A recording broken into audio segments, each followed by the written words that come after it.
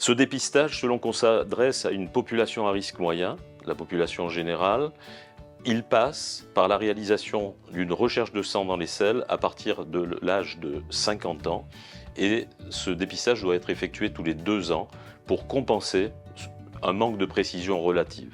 On considère que la recherche de sang dans les selles a une sensibilité, c'est-à-dire qu'il va détecter un cancer colorectal dans 80% des cas. En répétant cet examen tous les 2 ans, on s'approche d'une méthode fiable. Des études scandinaves réalisées il y a de très nombreuses années ont montré qu'en effectuant ce test, et surtout si on adhérait à ce test, si on le réalisait, on diminuait la mortalité par cancer colorectal de 20%. Le problème, ce test de dépistage est bien organisé en France, mais le taux de participation est insuffisant pour arriver aux chiffres évoqués. Le deuxième moyen pour effectuer un dépistage, c'est la coloscopie.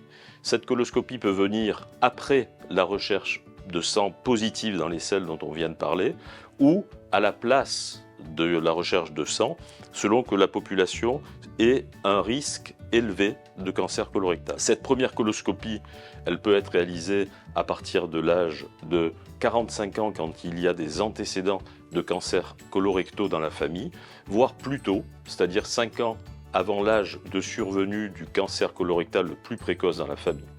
La répétition de ces coloscopies va dépendre justement de la génétique, va dépendre du fait qu'on enlève des polypes, quel type de polypes, leur taille, leur nature histologique notamment. Et nous avons des modalités de surveillance post-polypectomie et dans les populations à risque qui sont bien définies, qui sont bien codifiées, qui ont été revues de façon récente en 2021.